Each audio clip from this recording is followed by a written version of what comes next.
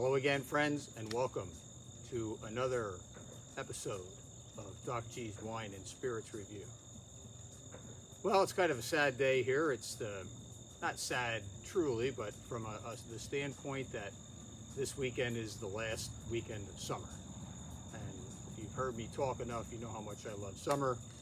And luckily, we've had a wonderful summer in terms of good warm weather, lots of chances to be outdoors and have a lot of fun sampling a lot of good spirits. Today, I'd like to wrap up summer by sharing with you those beverages, those wines, and an example of a cocktail that really are things that I had during this summer. So some of them might be repeats, they might not be, but it's kind of a wrap up to the summer and getting ready to look forward to fall. But before I do all that, I do want to put a quick spot in. You know that I posted the opportunity to come to a wine harvest event at Maple Springs Winery on October 15th, and I put the details on the website. Please join me. I hope you can come. There are slots available. No one has responded. I'm very sad about that so far. If you're a little hesitant and you don't want to come alone, if you want to bring your spouse, a friend, a neighbor to accompany you, they gave me 6 slots in addition to the one I have. No cost to you at all. All you have to do is let me know. So please, if you haven't made up your mind yet, do that and let me know if you want to join me. So with that said, I'm going to review for you a sparkling, a white, a red, a rosé, and even a cocktail that I thought highlighted this summer. So to get that started, I'm going to open up our bubbly tonight. It is a bottle of sparkling cava from Spain, from a winemaker that I found on wine.com. And I have to tell you, as you know from watching me, sparkling is very, very important to my wine repertoire, as it would be. So we're going to start off our show with the favorite, because I had a lot of cava this summer. There it is, that wonderful sound that you have heard many times here before. This is Bohigas Cava Non-Vintage Reserve, purchased from wine.com. So, welcome and cheers.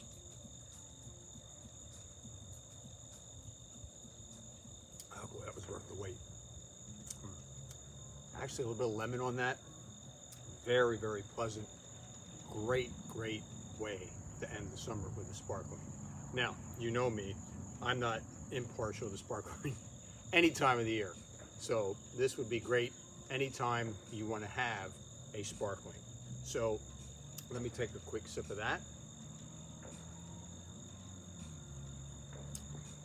It doesn't matter how it tastes fantastic. Very, very good. So let's move on then to the other 3 wines that I chose, and I'll give you a little bit of story why I chose each one of them. And I'm going to get these out of the bottle using my Wine Thief. This is a little item that you can stick right in here. It shoots argon into the bottle, so you don't have to open the bottle just yet. If you're observing that, it's a pretty neat little tool. My wife bought it for me maybe a year or so ago as a nice wine present for me. I'm going to let that on the bottle so you can see it. That bottle, it went right through the cork. Now this wine is one of my favorite white wines, and it's one that I had a lot this summer, and specifically from this winery in Paso Robles, California. The winery is called Giornata, and Giornata specializes in a lot of Italian whites. Giornata is part of the word for like daily. So this wine is a very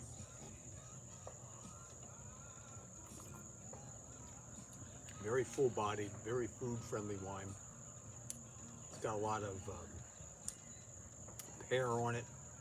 Got a lot of like peach overtones, all that stone fruit overtone. Excellent food wine. Excellent just on a day like today, and with a good glass and a good friend.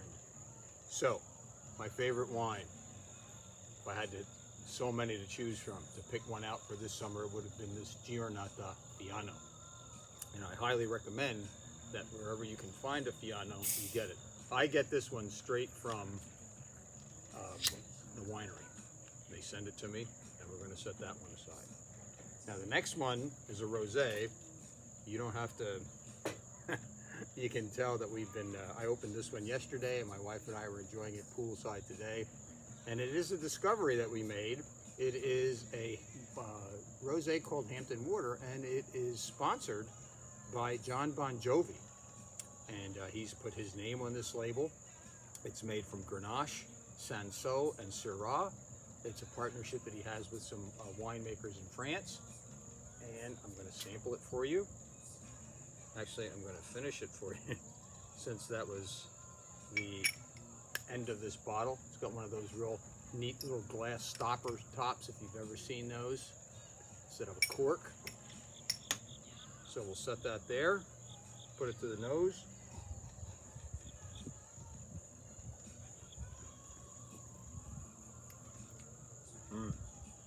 A little melon, almost like a watermelon-y kind of flavor. Very, very aromatic. A little bit of strawberry.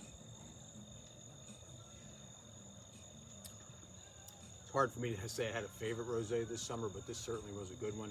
It was a new find in this past year, and it is readily available at PA wine and spirit shops, and probably at most other wine outlets around the country now. It's become a pretty popular wine. So that is our rosé for the day and for the summer. And for the red wine that I want to share with you, let me put my trusty wine thief back in the, it's a very sharp needle, so if you ever buy one of these, be very careful. It can pierce your finger. This, let me pour it first. Notice how that comes. Just shoot some argon. And argon is an inert gas that doesn't oxidize the wine, so even though it leaves a space in the bottle, you can keep this wine as though it's unopened for up to probably 6 months. You probably should let it sit. But this is a red that has become very much a part of my collection, and I didn't used to do it. But if you remember many segments ago, I did a spot on Bordeaux. I have since taken up finding very medium priced red and white Bordeaux's.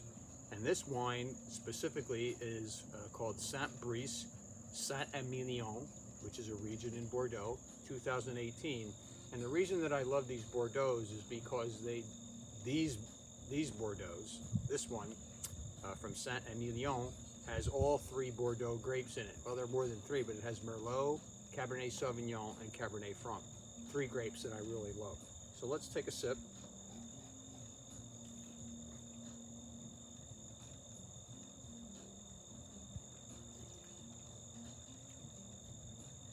Wow, that's why I drink these. Smooth, dark fruit, very food friendly. That's why I've really started to like these red Bordeaux's.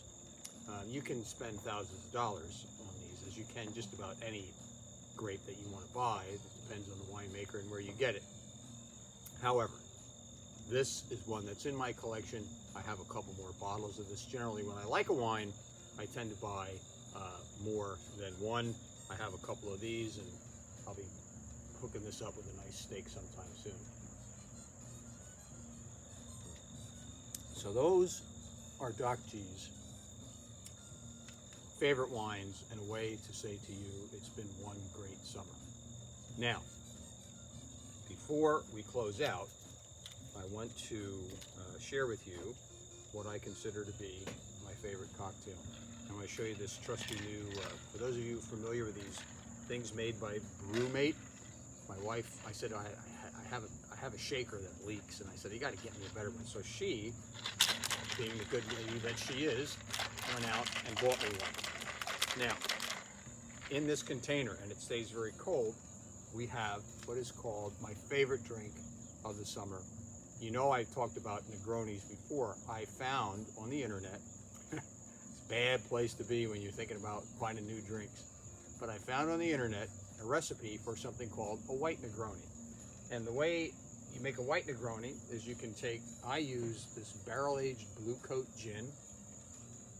You can take, I use this very special Carpano Antica Formula 1786. This is a very expensive red vermouth. This size bottle is $18 alone. And then I also found something called Luxardo, but it's white. It's bitter Bianco, they call it.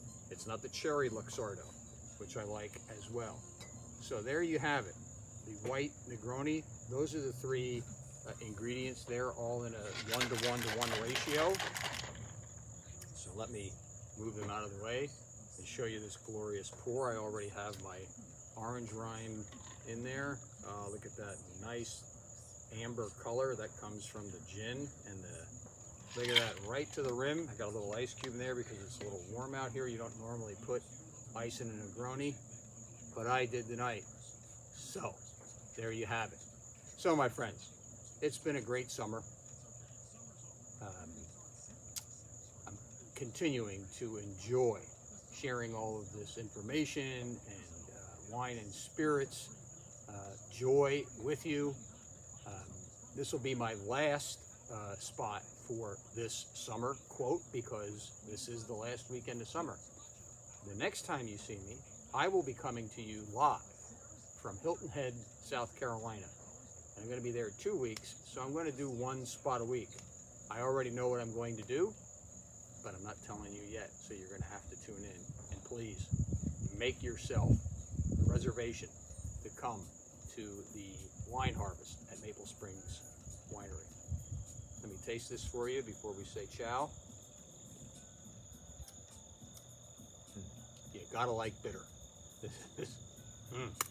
Very bitter, and I have a little blood orange rind in here to make it even a little bit more bitter. So to all of you, please stay safe. Please enjoy this last glorious weekend of the summer. And I will see you next time from Hilton Head, South Carolina. Until then, ciao.